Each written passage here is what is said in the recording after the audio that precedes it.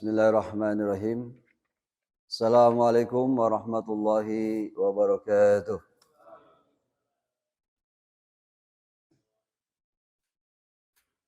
Alhamdulillah. Alhamdulillahilladzi anjala as-sakinata fi qulubil mu'minin liyazdadu imana ma'a imanihim. Walillahi yurudus samawati wal ardh wa kana Allahu aliman hakima. Asyhadu an la ilaha illallah wahdahu la syarika lah, asyhadu anna Muhammadan abduhu wa rasuluhu la nabiyya ba'dah. Allahumma shalli ala sayyidil Mustafa wa ala alihi wa sahbihi ahli sidqi wal wafah. Qala Allah Ta'ala fi kitabil karim mustaqil qailin a'udzu billahi minasyaitonir rajim bismillahirrahmanirrahim. Alam tara kaifa daraballahu mathalan kalimatan thayyibah kasajaratin thayyibatin asluha sabitu wa far'uha fis sama tuti ukulaha kullahinin biizni rabbiha wa yadribullahu amsalil linnasi la'allahum yatazakkarun. Al-ayah sadaqallahul adzim wa sadaqa rasul nabiyul karim wa nahnu ala zalika minasyahidin wasyakirin walhamdulillahi rabbil alamin. Para pejuang jamaah Masjid Al-Kahfi, para pejuang subuh yang insya Allah yang hadir, baik yang di masjid maupun pemirsa yang ada di manapun adanya. Semoga kita semuanya mendapatkan kebaikan dan keberkahan Allah Subhanahu wa Ta'ala. Alhamdulillah, bersyukur kepada Allah, hari ini kita masih diberikan kenikmatan oleh Allah, masih diberikan berbagai kesempatan oleh Allah, sehingga dengan kesempatan inilah kita hadir di tengah-tengah kesibukan, di tengah-tengah kegelisahan yang mungkin sedang gelisah, tapi hari ini kita duduk bersimpuh di tempat ini. Semoga hadirnya kita ke tempat ini menjadi satu wasilah Allah turunkan kebaikan dan keberkahan. Salat dan salam Allah senantiasa curah limpahkan kepada panutan alam Habibana wa nabiyana wa maulana Muhammad sallallahu alaihi wasallam, pada keluarga sahabatnya, para tabi'innya, insyaallah kepada kita semuanya hingga akhir zaman. Di dalam beribadah ternyata banyak sekali hambatan-hambatannya. Betul Pak? Terkait ketika kita melaksanakan aktivitas, terutama untuk beribadah secara khusus. Maka ada 4 hambatan di dalam beribadah. Apa saja hambatan itu? Ini yang mungkin keseharian yang ada di sekitar kita. Nggak perlu jauh-jauh mungkin hambatan itu. Poin yang pertama, hambatan dalam ibadah itu adalah bisa jadi karena iman kita yang tidak pernah dirawat. Jadi poin yang pertama, hambatan dalam ibadah itu iman yang tidak pernah dirawat. Iman itu adalah salah satu yang ada di dalam hati kita, di dalam qalbu kita. Yang tasdikul bil qalbi, yang diyakinkan di dalam hati. Maka Allah mengambil satu perumpamaan terkait dengan iman ini di dalam surat 14. Surat Ibrahim di ayat yang ke-24 dan ayat yang ke-25. Allah menyampaikan, alam tara kaifa daraballahu masalan kalimatan thayyibah. Tidaklah kamu memperhatikan bagaimana Allah telah membuat perumpamaan kalimat thayyibah. Kalimat ikhlas, kalimat tahlil, zikir, la ilaha illallah. Itu kalimat thayyibah. Kasajaratin thayyibatin asluha sabitu wa far'uha fis sama. Itu bagaikan seperti pohon yang baik, akarnya kuat dan cabangnya itu menjulang ke langit. Tuti ukulaha kullahinin biizni rabbiha. Pohon tadi menghasilkan buahnya pada setiap waktu dengan seizin Allah Subhanahu wa taala. Wa yadribullahu al-amsalu lin-nasi la'allahum yatazakkarun. Allah membuat perumpamaan itu supaya kita manusia yatazakkarun, supaya kita selalu ingat kita kepada Allah Subhanahu wa taala. Pak, yang namanya tanaman itu harus dirawat, itu harus dipupuk, itu harus disiram sehingga akan menghasilkan yang namanya buah. Bagaimana kita mau panen? Bagaimana kita mau menghasilkan sesuatu yang kita inginkan tanpa kita barangkali merawat apa yang kita inginkan tadi, dengan memupuknya, dengan menyiramnya, ya, dengan senantiasa kita rawat. Itulah seperti halnya iman. Jadi iman itu adalah seperti tanaman. Dan hari ini barangkali kita coba tanaman ini, kita duduk di majelis ilmu ini. Dengan duduk kita di majelis ilmu ini, paling tidak ya, hari ini kita menghindarkan dari berbagai hambatan-hambatan. Minimal barangkali setiap pekan ke pekan, dari mulai Jumat, Sabtu, dan Ahad. Ya, Jumat, Sabtu, dan Ahad. Dicas iman kita. Ya, di setiap Jumat, Sabtu, dan Ahad sesuai dengan jadwal yang disampaikan. Para al-mukarram al-mukarram yang menyampaikannya paling tidak seminggu 3 kali dicas iman kita. Terlebih nanti pada hari ini, pada hari Jumat. Hari Jumat ini kita dicas iman kita. Kalaulah kita kemudian mengalami kehambatan-hambatan dalam ibadah, maka bisa jadi poin yang pertama itu karena iman yang tidak pernah dirawat. Caranya bagaimana? Inilah kita hadiri majelis-majelis ilmu, majelis-majelis talim, majelis-majelis zikir. Poin yang kedua, apa hambatan kita dalam ibadah? Poin yang kedua adalah terlalu cinta dengan dunia. Terlalu cinta dengan dunia. Diawali dengan bahasa terlalu. Nah, Pak, Bapak baca Quran.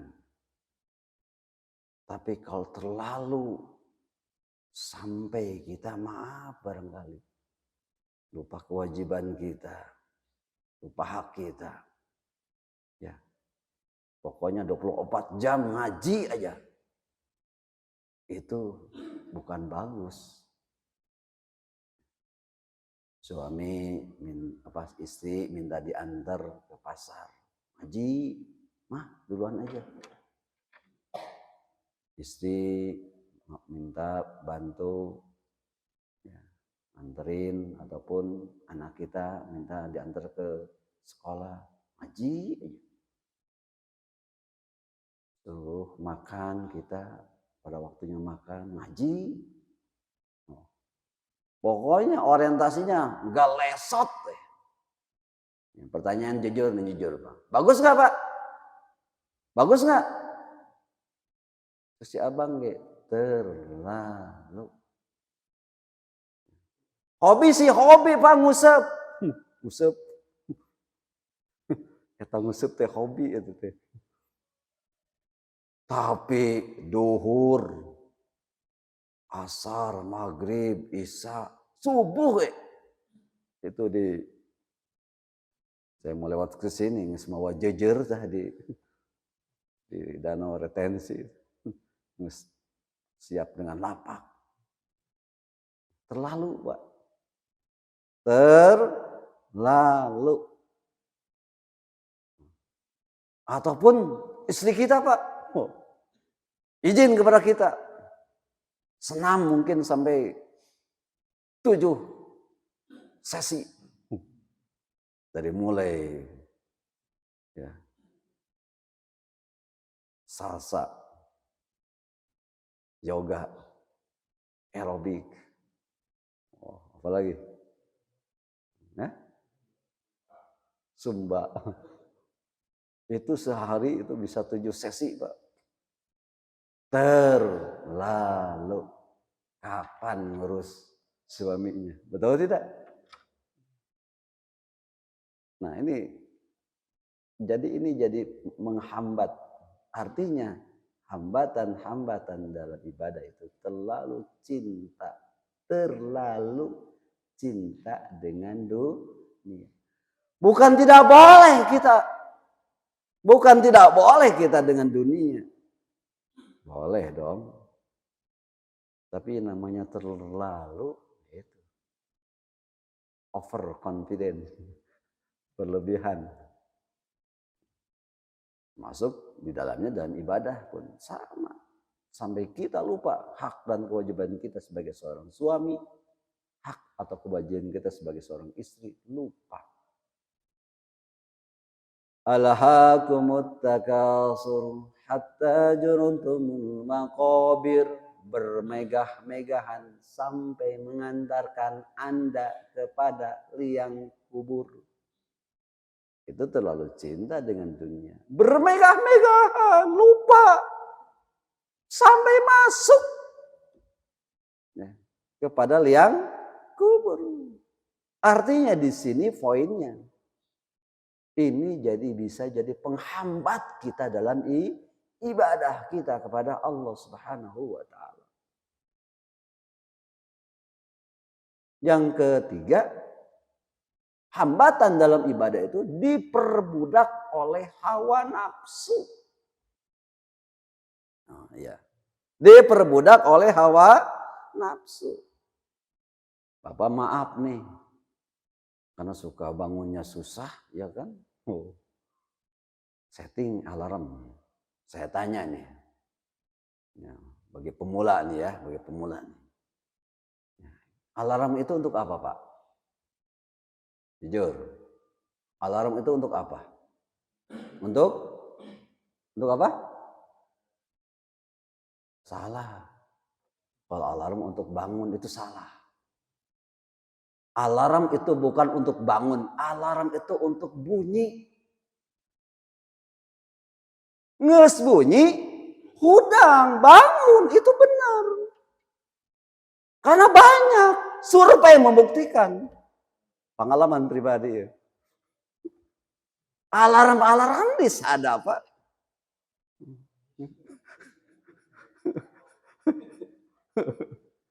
Ini pengalaman pribadi nih. Alarm disadap, tapi teh hudang-hudang. Jadi bukan untuk bangun alarm itu. Aslina awal diriungkeun. Alarm itu untuk bunyi. Setelah bunyi, hudang bangun itu. Masya Allah. Saya gelisah, galau, Pak. Masuk Al-Jabar. Ya. Hampir setiap hari. Terutama di waktu-waktu prime time, di waktu sibuk, di waktu bertransaksi, itu menjelang waktu maghrib. Masya Allah, yang berperan sebagai robot kop, ngamen, ya, yang tiktokan, saya ngejar waktu untuk sholat maghrib atau berjamaah atau isya. Masya Allah. Coba Bapak ya, testimoni di sana. Merasakan bagaimana suasana, terutama di waktu maghrib, waktu isya. Masya Allah. Jadi mereka orientasinya itu tadi diperbudak dengan hawa nafsunya. Allahu Akbar, Allahu Akbar. Azan dikemanakan. Alhamdulillah, itu kabitanu adan. Kabitanu salat. Asik saja. Kenapa? Karena orientasinya mereka itu diperbudak dengan hawa nafsunya, keinginannya. Yang tidak pernah puas. Takut, khawatir. Berbanding terbalik ketika suasana di dua kota suci di dunia ini. di Mekah dan di Madinah. Di saat azan dikumandangkan, Masya Allah, semua tokoh-tokoh itu tuh transaksi itu ditinggalkan. Ya. Saya merindukan harapan ke depan itu.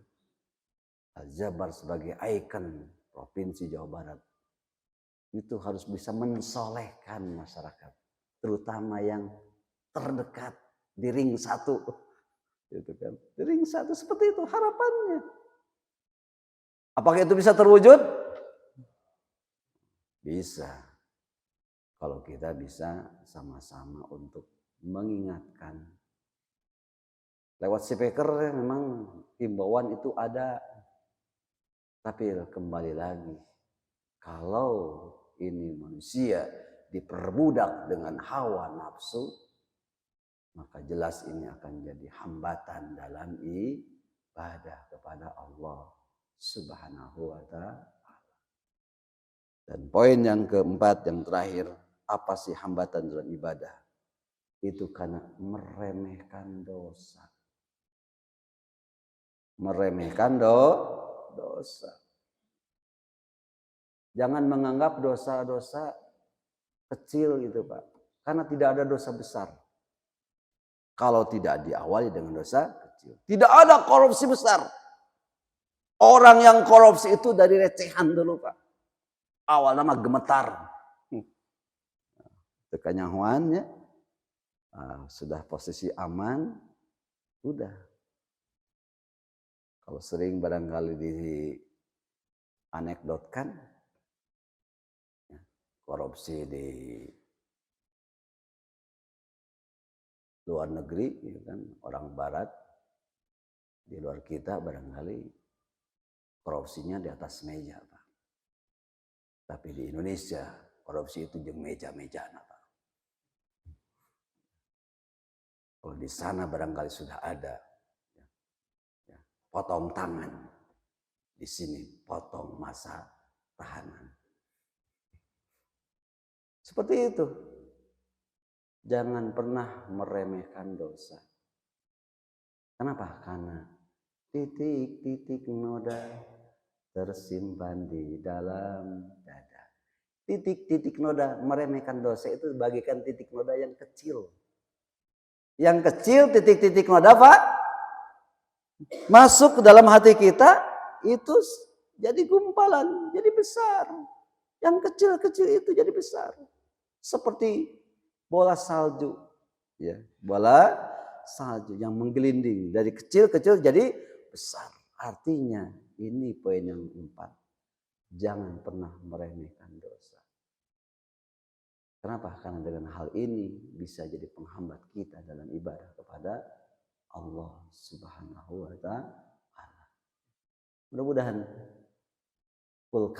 kuliah ringkas. Yang ringkas ini disampaikan 4 poin lah. Mudah-mudahan kita bisa mengamalkannya. Poin yang pertama, hambatan dalam ibadah itu adalah apa? Iman yang lemah atau iman yang tidak pernah dirawat. Lewat program di Al-Kafi ini, 1 pekan ini ya kan paling tidak 3 kajian. Ya, betul Pak? 4 kajian. Jadi hari Rabu, Jumat, Sabtu, Ahad. Subhanallah. Luar biasa. Ya. Poin yang kedua adalah terlalu cinta dengan dunia. Bukan tidak boleh kita cinta dengan dunia, tapi sekedarnya. Karena bahasa terlalu itu berlebihan. Baik dalam ibadah sekalipun terlalu itu tidak dibolehkan. Poin yang ketiga adalah diperbudak hawa nafsu. Dan poin yang keempat adalah meremehkan dosa kecil. Itu saja barangkali yang disampaikan. Semoga di channel YouTube Al-Kafi ini syiarnya semakin sampai ke setiap pelosok lapisan masyarakat dimanapun adanya. Semoga ini tetap eksis. Jangan lupa like and share dan subscribe-nya. Tidak lupa komennya. Terima kasih atas kebersamaannya. Assalamualaikum warahmatullahi wabarakatuh.